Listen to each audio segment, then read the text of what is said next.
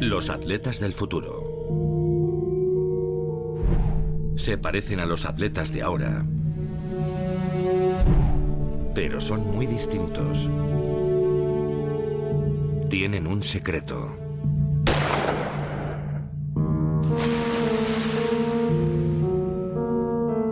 Los atletas del futuro son mutantes genéticos. Están dopados genéticamente.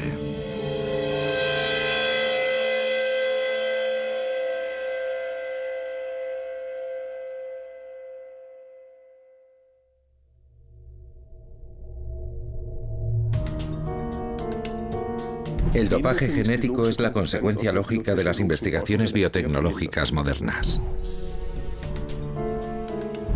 Hay que preguntarse siempre de quién es el mérito de lo que vemos en la pista, del atleta o del biotecnólogo.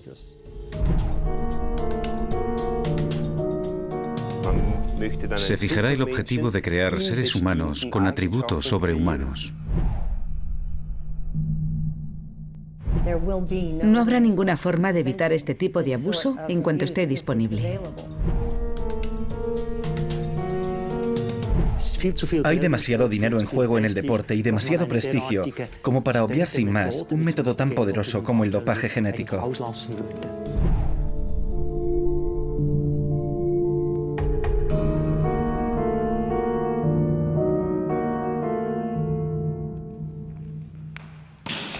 Para la mayoría de la gente, el deporte es ocio, pero para ciertas personas es un negocio. Una cosa está clara. El dopaje existe a muchos niveles en el deporte, y siempre ha sido así, de una u otra forma. El dopaje no transforma en campeón mundial a alguien que se pasa todo el día delante del televisor, pero sí proporciona a un buen atleta la ventaja que necesita para ganar. Doparse es emplear productos que optimizan el rendimiento en un deporte concreto. Hormonas del crecimiento, hormonas de células sanguíneas, hormonas tiroideas, testosterona, insulina, anfetaminas, betabloqueantes, la propia sangre. Pero el dopaje genético vuelve obsoletas las píldoras, inyecciones e infusiones, pues con la debida ayuda extra de los genes, es el propio atleta quien se dopa a sí mismo, en su propio cuerpo.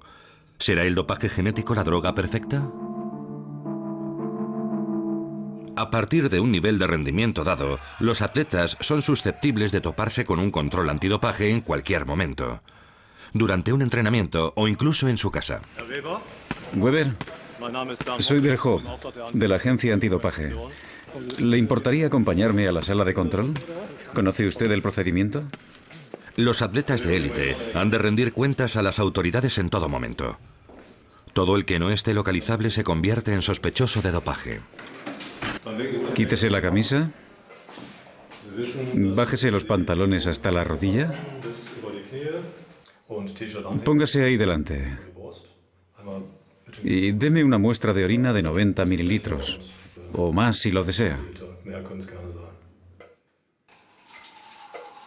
Pero pocos atletas dopados son descubiertos en inspecciones sorpresa como esta.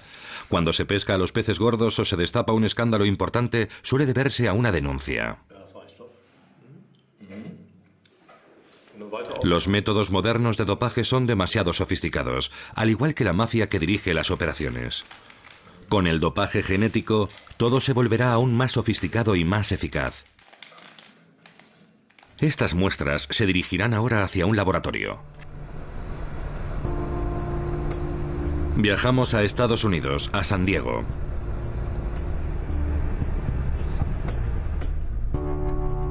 En la Escuela de Medicina de la Universidad de California, nos reunimos con el hombre que lidera la lucha contra la amenaza inminente del dopaje genético. Es el profesor Theodore Friedman. Es uno de los pioneros de la investigación genética y dirige el grupo de expertos en dopaje genético de la Agencia Mundial Antidopaje, o AMA. Las técnicas que se utilizarán más frecuentemente en un principio serán técnicas que mejorarán o alterarán, incrementarán la fuerza muscular y aumentarán la capacidad de los tejidos para aprovisionar de oxígeno a los músculos. Sustancias como la eritropoyetina, que produce más glóbulos rojos en la sangre, o fármacos, o genes que afecten la forma en que los tejidos aprovechan la energía. Los usarán entrenadores y atletas de forma ilícita y antiética. Y se pueden ganar sumas enormes de dinero siempre y cuando se esté dispuesto a usar cualquier técnica para ganar. Así que creo que hay mucha presión para recurrir a la genética. Y creo que eso hace casi inevitable que acabe siendo usada. ¿Es algo tan malo la manipulación de los atletas? No todo el mundo lo cree. Hay un bioeticista escéptico en la Fundación para las Artes y las Tecnologías Creativas de Liverpool. Se llama Andy Mia. Es un pensador heterodoxo que vuelve locos a sus colegas cuestionando todas sus presuposiciones. El deporte necesita modificaciones genéticas. La cuestión no es si debemos usarlas en el deporte. El deporte las necesita porque se basa en que los atletas trasciendan los límites humanos. La cultura del deporte de élite se basa en eso. Obligamos a los atletas a emplear tecnologías que ofrecen su rendimiento para conseguir esa trascendencia. Atletas especialmente criados para superar los límites humanos. En este laboratorio de control del dopaje no entran en juego las consideraciones éticas.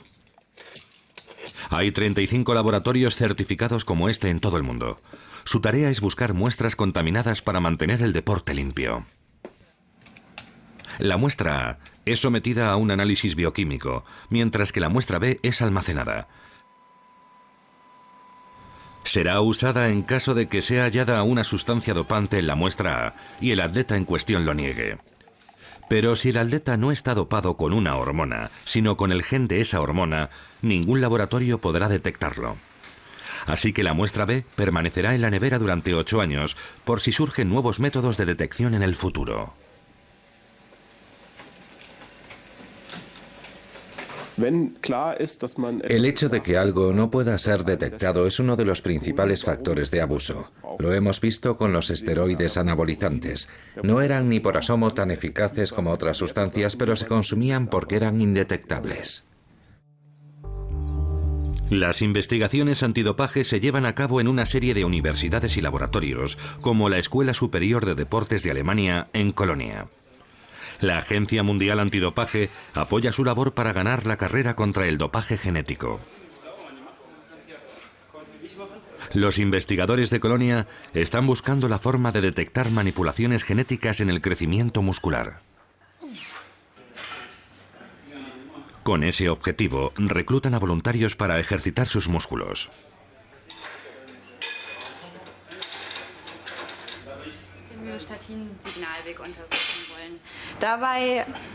Buscamos perfiles de crecimiento muscular en el suero. ¿Estáis dispuestos a ayudarnos? ¿Cuánta sangre nos vais a sacar? La misma que para un análisis de sangre normal. Es un enfoque completamente nuevo. Antiguamente los métodos de detección del dopaje eran básicamente una reacción ante los abusos. Hoy sabemos a qué atenernos y estamos tratando de crear herramientas para detectarlo antes de que ocurra. Los investigadores estudian a varios sujetos, individuos que hacen ejercicio e individuos que no, hombres y mujeres, personas de diferentes procedencias étnicas. El primer objetivo de la investigación es hallar indicadores bioquímicos de un desarrollo muscular normal. Entre los voluntarios se encuentra el Mr. Culturismo Natural alemán. Es un referente importante debido a sus biocredenciales. Contrariamente a otros culturistas, no consume ninguna sustancia.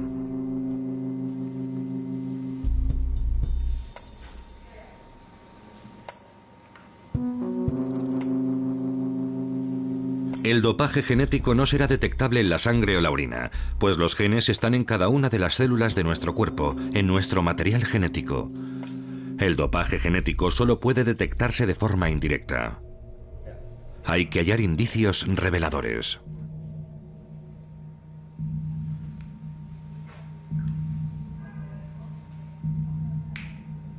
Uno de estos indicadores podría ser una sustancia llamada miostatina, que limita el crecimiento muscular. La manipulación genética podría ser delatada por un nivel anormal de miostatina o la presencia de productos de la degradación de esta en la sangre. Pero ¿cuál es la norma? Eso es lo que este estudio pretende mostrar. Basta con echar un vistazo a los anales del deporte para entender la importancia de los genes en el rendimiento físico. Todos los ganadores de un oro olímpico en 100 metros masculinos tienen algo en común, aparte de la medalla. El color de su piel. Usain Bolt en Pekín, Justin Gatlin en Atenas, Maurice Greene en 2000, Donovan Bailey en 1996, Linford Christie, Ben Johnson en Seúl, descalificado por dopaje, Carl Lewis en Los Ángeles. La gran excepción tuvo lugar en 1980. Allen Welch solo ganó porque Estados Unidos y otras naciones plusmarquistas boicotearon los Juegos Olímpicos de Moscú. El último campeón olímpico blanco genuino ganó la medalla hace 38 años. Fue el atleta soviético Valery Borsov en Múnich.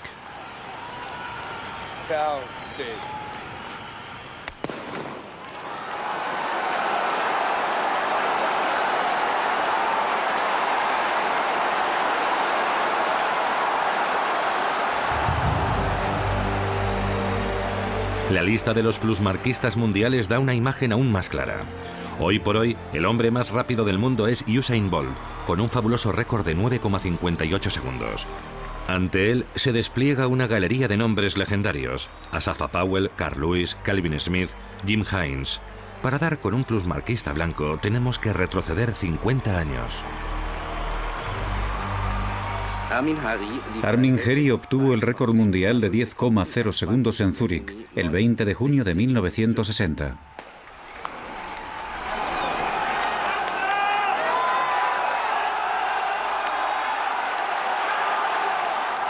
Así que podría decirse que negro es sinónimo de rápido.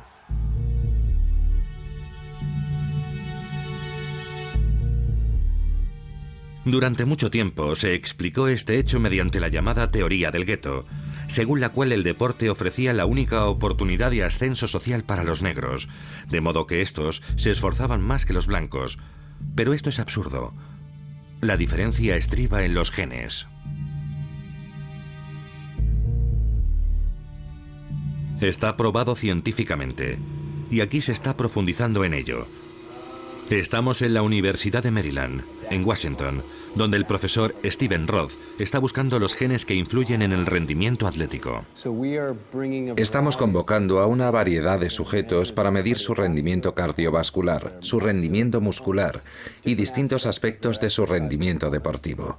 Tomaremos muestras de su ADN y luego trataremos de identificar los genes específicos que contribuyen a esas variables de rendimiento.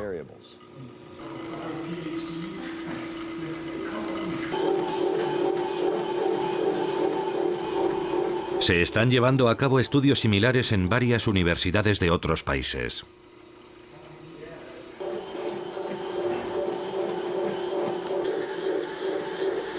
Juntos crearán una lista de genes deportivos, es decir, genes importantes para la fuerza, el aguante, la velocidad, el consumo de oxígeno, el aprovisionamiento de energía y así sucesivamente.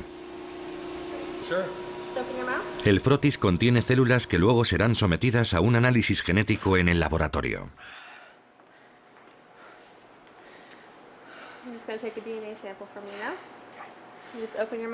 Los científicos ya han identificado más de 220 genes importantes para el rendimiento atlético y cada vez descubren más. Básicamente, todos ellos valdrían para el dopaje genético. Stephen Roth nos habla de los candidatos más probables. Se han identificado varios genes que probablemente sean importantes para el deporte. Se ha identificado la eritropoyetina. La miostatina es un objetivo para la terapia genética y el dopaje genético.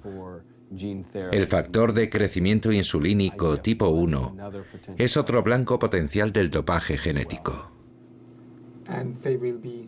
¿Y se van a explotar pronto? ¿Qué opina usted? No lo sé. No lo sé. La EPO o eritropoyetina es una hormona que estimula la producción de glóbulos rojos y que es importante para el aguante físico.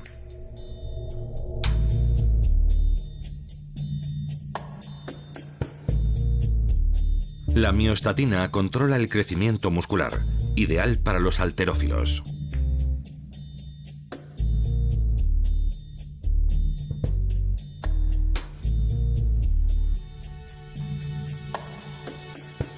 El factor de crecimiento insulínico tipo 1 también fomenta la fuerza muscular, lo cual es interesante para un amplio abanico de atletas.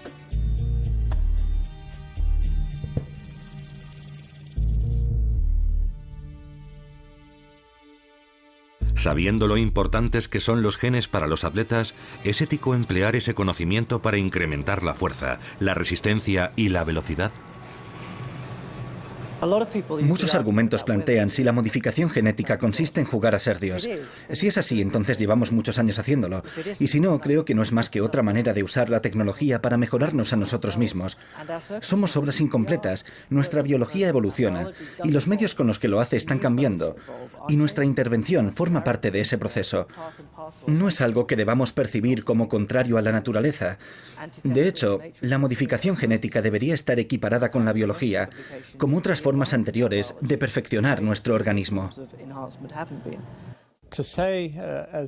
Decir, como lo hacen ciertos miembros de la comunidad pro dopaje genético, que este no es más que una extensión natural de la tecnología y que estos atletas modificados genéticamente son naturales, me parece absurdo. No creo que haya nada natural en ello.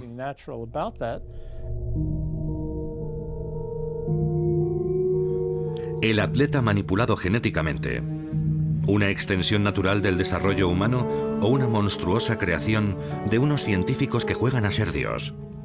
Nadie podría decirlo al ver a esta mujer. Sus genes determinan su rendimiento. Pero, ¿qué hacen exactamente estos genes? Están en cada una de las células de nuestro cuerpo, apiñados dentro del núcleo. Nuestro material genético. Enrollado en nuestros cromosomas está el ADN, una molécula de doble hélice indudablemente especial. En su código químico encierra los planos de nuestra vida.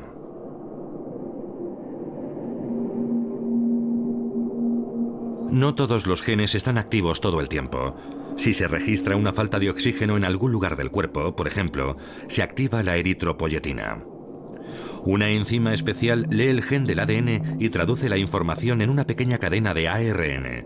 Esta también se conoce como ARN mensajero o ARNM, pues hace las veces de vehículo para las instrucciones genéticas. El ARNM abandona el núcleo. En el citoplasma, la sustancia que envuelve el núcleo le aguarda otra enzima, un ribosoma.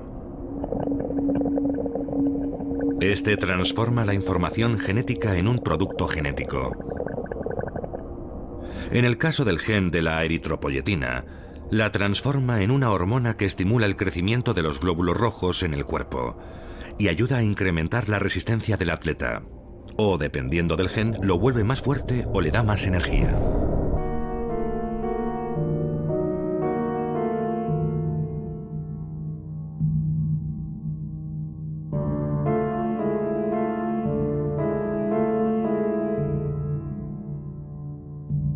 Estas imágenes de la cadena estadounidense CBS muestran lo potente que puede ser un gen individual. Este esquiador es el finlandés Iiro Mentiranta, en los Juegos Olímpicos de Invierno de Squaw Valley, donde ganó su primera medalla de oro. También se impuso en los siguientes Juegos de Invierno. Se le acusó repetidas veces de doparse, pero él siempre lo negó. Hasta que 20 años más tarde, los investigadores que examinaban a Mentiranta descubrieron una rara mutación genética en el gen de la eritropoyetina que ayudaba al esquiador a alcanzar cotas sobrehumanas de aguante y cruzar la meta muy por delante de sus rivales. Otro gen específico puede causar una fuerza desproporcionada, como lo confirma un caso en el Hospital Charité de Berlín. En 2000 nació aquí un chico excepcional, aunque fue sistemáticamente apartado de la luz pública. Solo podemos recrear su historia. Los médicos advirtieron inmediatamente que el niño tenía un problema. Incluso de recién nacido, tenía músculos de culturista. Primero se sospechó que podía padecer algún tipo de enfermedad. El chico fue examinado y escaneado por una legión de especialistas. Los médicos estaban perplejos, pero acabaron dando con la explicación. El chico tenía un gen defectuoso, el gen de la miostatina.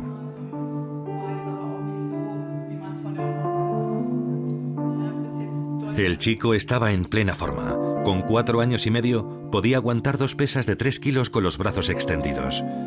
Es el único ser humano conocido que presenta esta anomalía genética. Pero hace tiempo que se conoce este fenómeno en el mundo animal. La vaca azul belga presenta una mutación natural del gen que produce la miostatina, una hormona que inhibe el crecimiento muscular. Sin la miostatina, los músculos crecen indefinidamente. Hallazgos genéticos como estos inducen tentaciones en el deporte. De ahí el compromiso de la sociedad científica más importante del mundo, la Asociación Americana para el Avance de la Ciencia.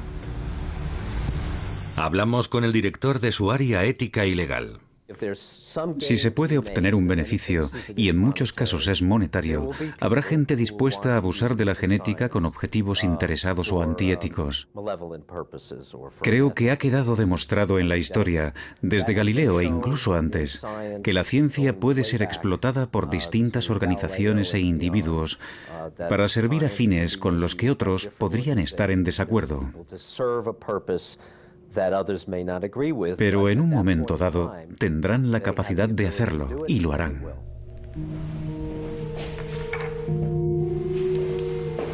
Algún atleta o algún médico lo hará en algún lugar del mundo.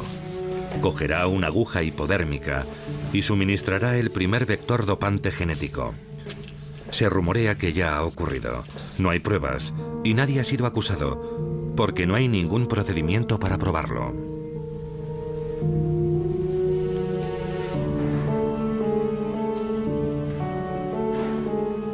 Pero los genes no pueden inyectarse sin más, como los esteroides anabolizantes o la eritropoyetina.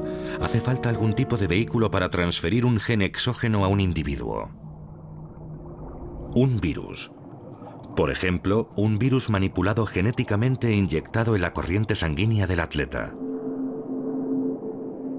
Los virus no son organismos. Están hechos de material genético recubierto con una capa protectora. Los virus no pueden reproducirse, pero son listos. Tienen sistemas especiales de detección que les permiten identificar su objetivo en el organismo infectado. Por ejemplo, las células sanguíneas o las células musculares. Se fusionan con la célula e introducen en ella su propio material genético. El material genético viral accede entonces al núcleo de la célula receptora con la que se ha fusionado y lo reprograma. A partir del momento de la fusión genética, la célula receptora sigue las instrucciones del virus. Y si ese virus está modificado genéticamente para comportarse como un gen deportivo, en vez de como un gen que causa enfermedades, incrementa la fuerza del huésped, su velocidad o su capacidad de aguante. El dopaje genético no se transmite de una generación a la siguiente, porque solo afecta a las células somáticas, es decir, las células que conforman los músculos o la sangre, y no al esperma o los óvulos. Sabiendo las presiones que hay en el mundo del deporte y que existe una corriente que defiende el uso de la tecnología genética en este campo, creo que es una combinación un tanto alarmante y peligrosa. Y realmente nos lleva a pensar que si no se ha dado ya ningún caso, pronto se dará. ¿Llegarán los atletas a inyectarse virus manipulados genéticamente para ganar una medalla? Frente al dopaje genético en el deporte hay un fenómeno conocido como el dilema de Goldman. Hay una proporción muy elevada de atletas, mucho más elevada de lo que se cree, que estarían dispuestos a tomar sustancias para garantizar un rendimiento de élite. Una medalla de oro olímpica, por ejemplo, aunque les causara la muerte a los 5 años. Los atletas tienden a hacer lo que sea necesario para lograr un rendimiento máximo. Por tanto, no me cabe ninguna duda de que muchos se sentirán tentados. ¿Pagar una medalla de oro olímpica con la vida?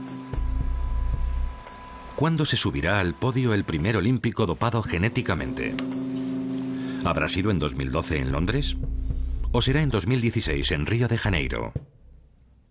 A mí me preocuparían las Olimpiadas de Brasil.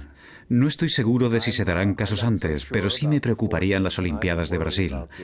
Y sé que a la Agencia Mundial Antidopaje le preocupaban las Olimpiadas de Londres, no digamos ya las de Brasil, y está tratando de desarrollar métodos de análisis e invirtiendo muchos recursos en ello. Así que calculan que es algo inminente. Los métodos no se desarrollan para dopar genéticamente a los atletas, sino como terapia genética para pacientes como este. Ismail Miftari, de 23 años, padece distrofia muscular de Duchenne.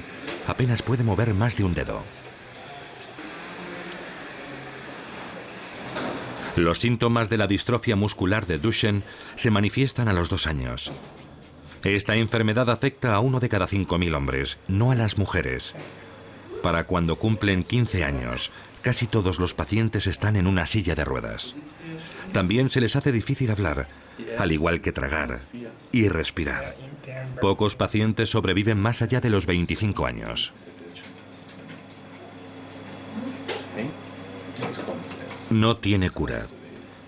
El objetivo exclusivo del tratamiento es preservar el mayor tiempo posible lo que queda de sistema muscular.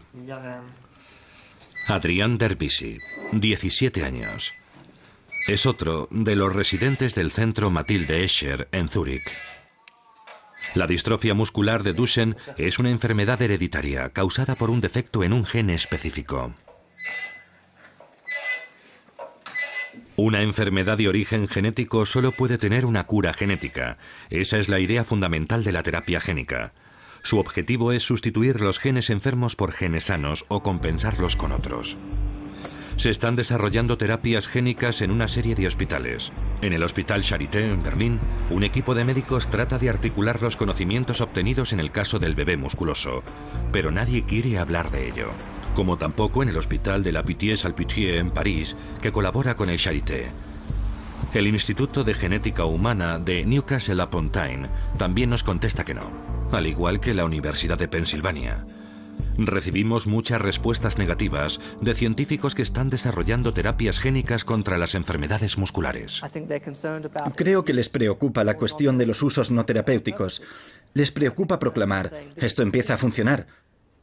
Porque podrían llegar atletas y otras personas y decir, oye, vamos a servirnos de esto. De modo que es natural que les perturbe hablar de su trabajo.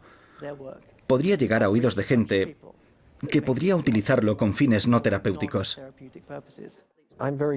Estoy consternado con esa reacción. Me parece que los científicos y médicos que trabajan en la terapia génica deberían dar un paso al frente.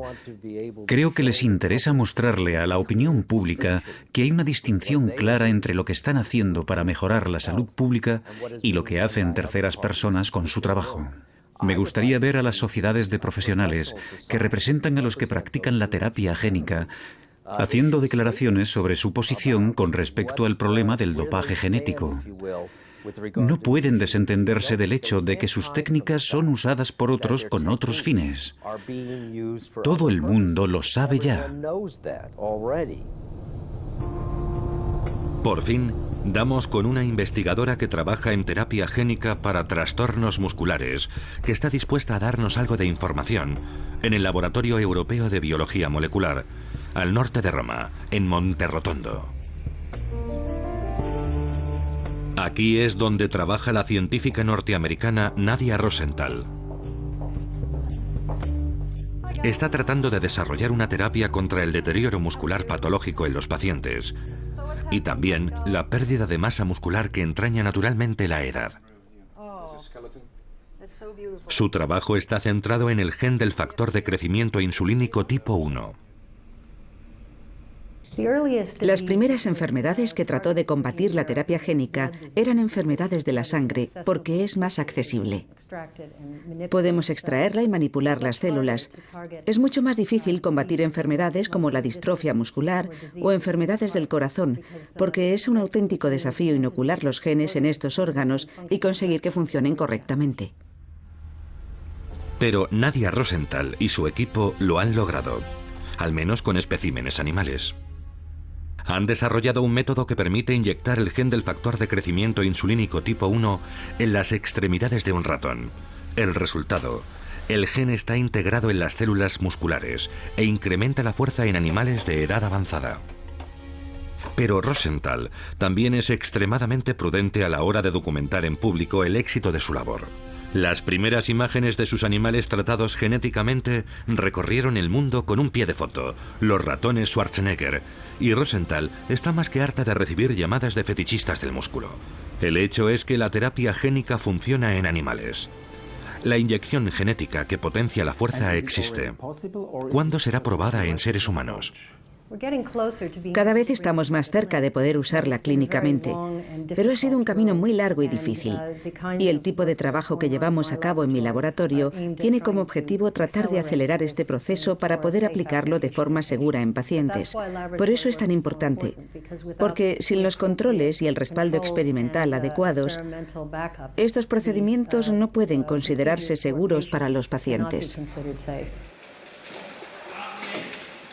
La terapia génica llegará demasiado tarde para estos jóvenes. Hasta la fecha, se han llevado a cabo alrededor de 800 experimentos con terapia génica, con más de 5.000 voluntarios. La mayoría estaban centrados en el cáncer y las enfermedades cardiovasculares, y en algunos casos, los trastornos musculares o sanguíneos. Puede ocurrir que se use la terapia génica para tratar a pacientes gravemente enfermos, pero desde luego no es una opción para individuos sanos o personas mayores que solo quieren tener músculos más fuertes. El riesgo es sencillamente demasiado alto. Nos consta que en esos estudios les han pasado cosas muy serias a los pacientes y los voluntarios. Ha habido incluso varias muertes. Así que, tratándose de curar una enfermedad, hay razones para recurrir a esta tecnología. Pero si el objetivo es cambiar un rasgo normal de un ser humano, un atleta joven y sano, por ejemplo, y ponerlo seriamente en peligro, eso sí que no debería estar permitido. Creo que los atletas ya están inmersos en una cultura tecnológica. Ya desde los primeros Juegos Olímpicos, hace 2500 años, los atletas han usado tecnologías que optimizaban su rendimiento. Por ejemplo, en los Juegos Olímpicos de la Antigüedad, el salto de longitud sin carrerilla se desarrolló usando lastres para propulsar el cuerpo más lejos. Ya mantenían una relación tecnológica con el deporte, y hoy lo hacen de una forma mucho más sofisticada. Todo se reduce a la cuestión de la naturaleza y la tecnología. No tiene sentido decir que los atletas son seres naturales. Deberíamos renunciar cuanto antes a esa idea. Existe un tipo de tecnología que pensamos que enriquece el rendimiento deportivo, y creo que es el tipo de tecnología que permite que los atletas se entrenen más duro y desarrollen una mayor capacidad de rendir. La posición según la cual habría que experimentar desde un principio con atletas para desarrollar los métodos de la transferencia genética es un error absoluto. Contradice todo lo que sabemos sobre lo difícil que es curar incluso a un niño con inmunodeficiencia. Es muy difícil realizar una labor clínica rigurosa y obtener un buen resultado. No me parece ético poner a un atleta en la misma situación y exponerlo a los riesgos y las incógnitas de la transferencia genética. Profundizamos en los riesgos del dopaje genético con Max Gassmann, que dirige la Facultad de Medicina Veterinaria de la Universidad de Zúrich. En este sótano hay ratones con implantes de genes humanos de eritropoyetina.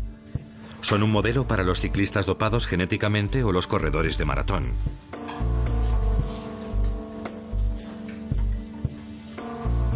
Gracias al gen extra, los ratones producen altas dosis de glóbulos rojos, al igual que los atletas que usan hoy la eritropoyetina convencional.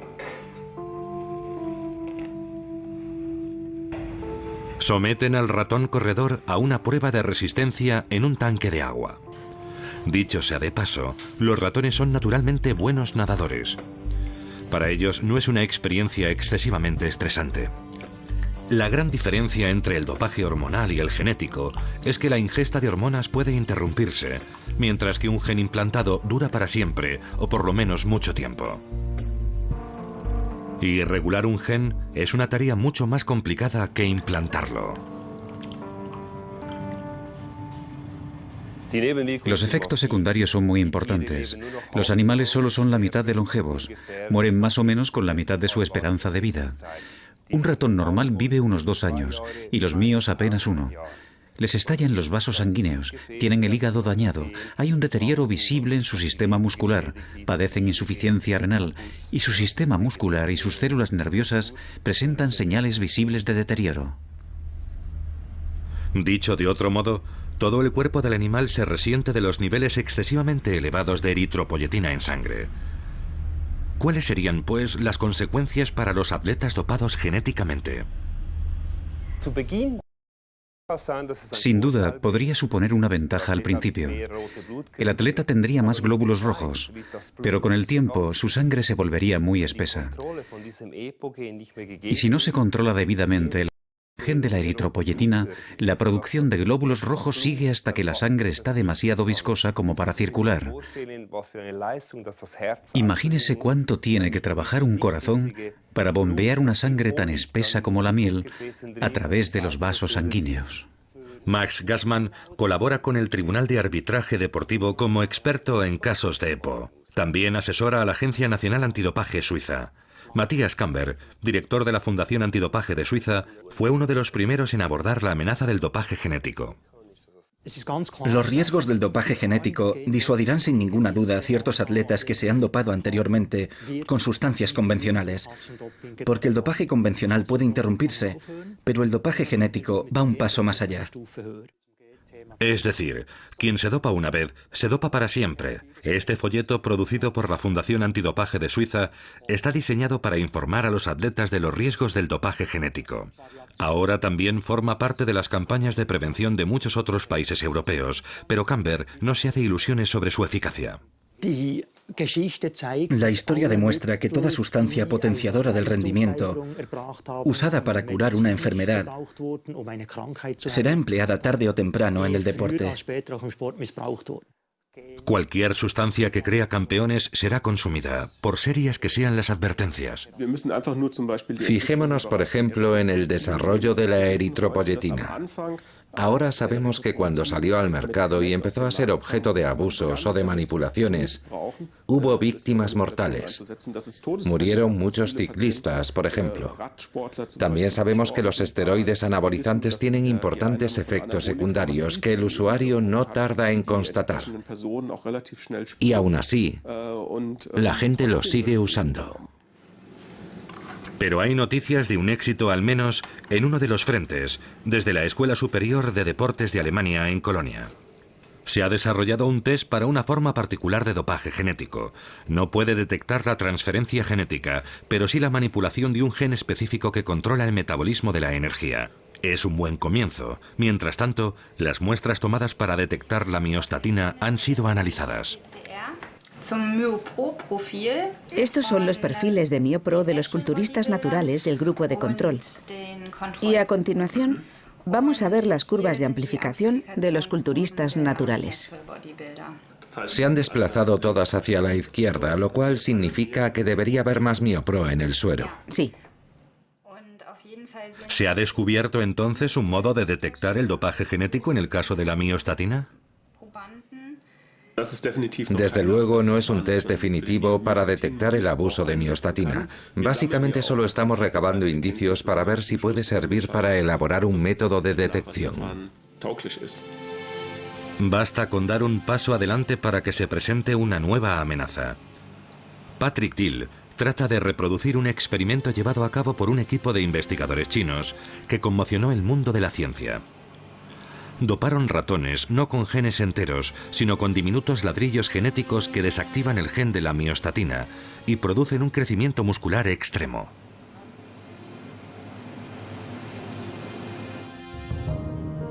El método se conoce como interferencia por ARN y anuncia el siguiente capítulo del dopaje genético.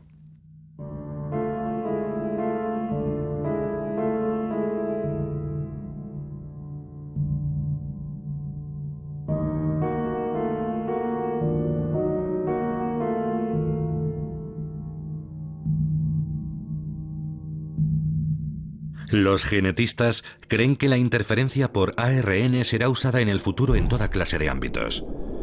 Se trata de aprovechar unos diminutos ladrillos genéticos conocidos como ARN de silenciamiento, o siARN, que tienen la capacidad de desactivar cualquier gen. Las moléculas están a la venta, algunas incluso a través de Internet, y están hechas a medida para neutralizar un gen específico. Cuando el ARN de silenciamiento penetra en una célula, la molécula de doble hélice es dividida por una enzima producida en el cuerpo. Ahora la bomba está activada, por así decirlo, y a la espera de que el mensaje genético sea enviado desde el núcleo en una sustancia mensajera, el ARNM.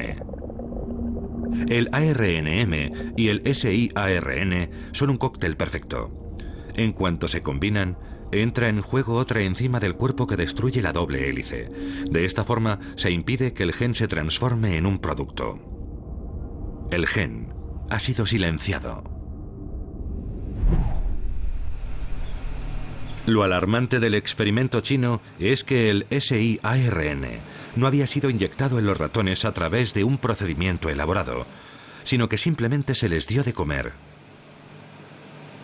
Patrick Thiel está extremadamente preocupado. Si esto es realmente así, es un escenario muy preocupante. Esas diminutas moléculas son muy fáciles de producir, así que si basta con ingerirlas y tienen el efecto deseado, tenemos todos los ingredientes para fomentar los abusos. Sobre todo en los deportes populares. Se estima que unos 15 millones de personas abusan de los esteroides anabolizantes para construir sus músculos, a pesar de los efectos secundarios como la insuficiencia hepática, los tumores y la impotencia. Y ahora están llegando los suplementos genéticos para la musculación. Los investigadores no están al corriente de los programas de investigación y desarrollo de las compañías farmacéuticas, así que no disponen de la información para desarrollar test desde un principio. Por supuesto que es frustrante, porque sabemos que este material existe. Hay estudios clínicos, hay sangre de esos estudios clínicos, y solo necesitaríamos una pequeña cantidad de esa sangre para comprobar si el test funciona. Esto apunta a otro actor clave. Las compañías farmacéuticas tienen la oportunidad de colaborar con las autoridades para asegurarse en lo posible de que los productos que fabrican no sean usados para el dopaje genético. Esto demuestra que el verdadero dopaje es el dinero. El deporte es un negocio, y hasta la ciencia es un negocio.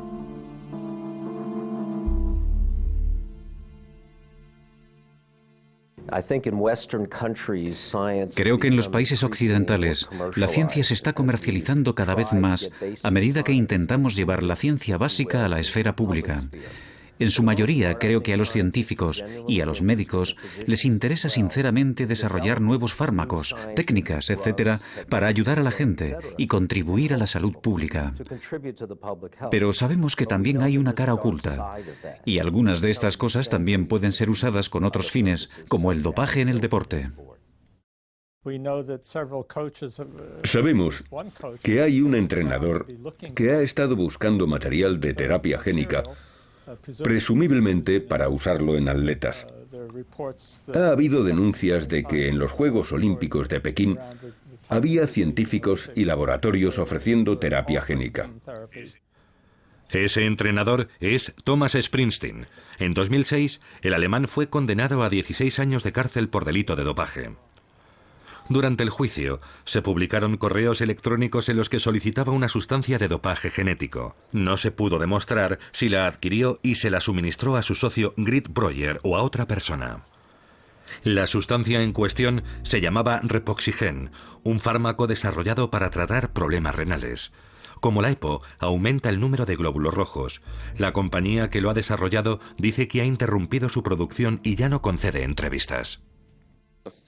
Simplemente eso demuestra que hay una voluntad, que no es absurdo dar por hecho que la gente no retrocederá ante la terapia génica, que no verá los peligros que entraña. Básicamente demuestra que la gente está dispuesta a correr cualquier riesgo, lo cual no me sorprende, pues siempre lo hemos visto en el campo del dopaje. Volvemos a Liverpool. El bioeticista Andy Mia cree que el debate sobre el dopaje génico está exclusivamente enfocado en el abuso de la terapia génica.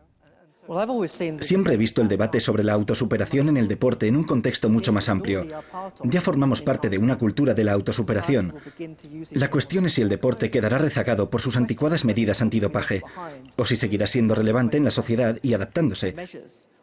Y a medida que se empiezan a encontrar formas más seguras de aplicar las modificaciones genéticas a usos no terapéuticos, estamos entrando en un mundo donde el deporte tiene que madurar y aceptar que se han convertido en prácticas habituales, que los atletas modificados son aceptables.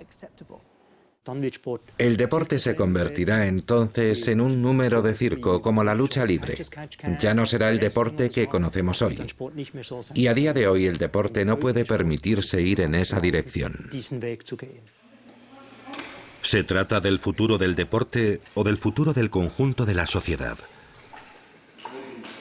¿Qué hará nuestra meritocracia con el deporte de competición en el futuro? ¿Será aceptable que un individuo sano use un método que ha sido desarrollado como terapia para personas gravemente enfermas? Los científicos se apresuran a hablar de los abusos. No es el caso del bioeticista y pensador heterodoxo Andy Mia. La forma en que se ha desarrollado siempre la tecnología ha sido para ayudar a las personas que padecen enfermedades. Pero para que la tecnología innove, también hay que pasar por ejemplos en los que su aplicación en personas que no padecen enfermedades ayude al desarrollo de la ciencia. Si nos fijamos, por ejemplo, en la cirugía estética, el hecho de que se haya convertido en una empresa comercial ha permitido desarrollar técnicas que pueden beneficiar y hasta aumentar el impacto de las intervenciones terapéuticas. Así que no veo el hecho de tratar a las personas con enfermedades como algo opuesto al deseo de dejar que la gente use esas técnicas según se lo dicte su estilo de vida. Pueden ser cosas complementarias. Por ejemplo, las enfermedades ligadas al envejecimiento. A día de hoy, las personas de la tercera edad sufren heridas y accidentes porque sus músculos ya no son lo bastante fuertes. El coste es inmenso para el sistema sanitario. Si investigadores como Nadia Rosenthal desarrollan una terapia génica que refuerza los músculos debilitados, ¿restringiremos su uso al tratamiento de las discapacidades severas? ¿O se pondrá también a disposición de las personas mayores? Inicialmente para reducir el coste de la sanidad, luego para ayudarlas a mantenerse activas y móviles el mayor tiempo posible, y por fin como ingrediente de un estilo de vida. Como sociedad, apoyamos la calidad de vida más allá de la terapia, más allá de lo que es natural. Nos interesa que las personas sean capaces de realizar las tareas que se proponen, permitir que puedan desempeñar las tareas que desean y ayudarlas en la medida de lo posible.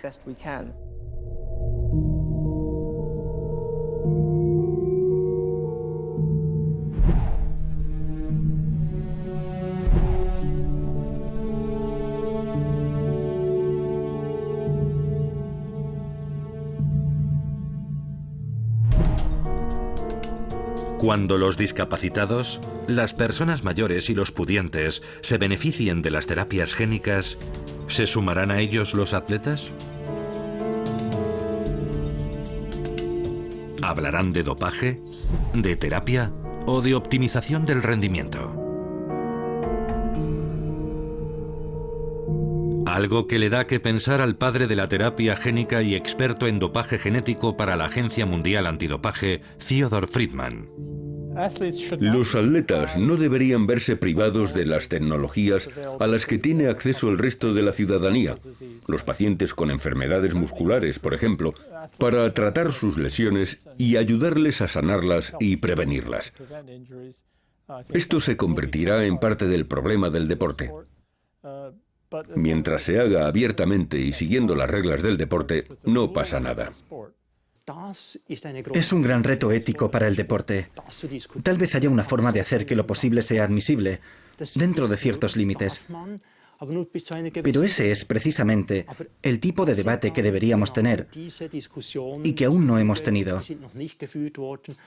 Habrá que abordarlo tarde o temprano, porque cuando esté disponible la terapia génica, necesitaremos respuestas.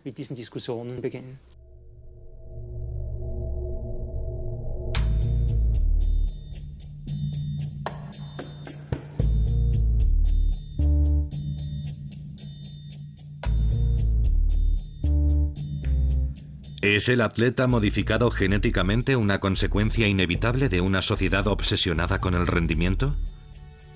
Nadie sabe si algún científico, en algún lugar del mundo, no habrá recurrido ya a la jeringa genética, ni si el mutante salido de ese laboratorio no estará ya entre nosotros.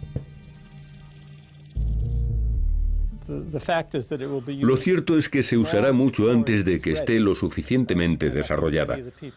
Y creo que muchos de los que ahora animan a hacerlo, los que a día de hoy apoyan el uso de la transferencia genética en el deporte, basan sus argumentos en conocimientos científicos incompletos y prematuros.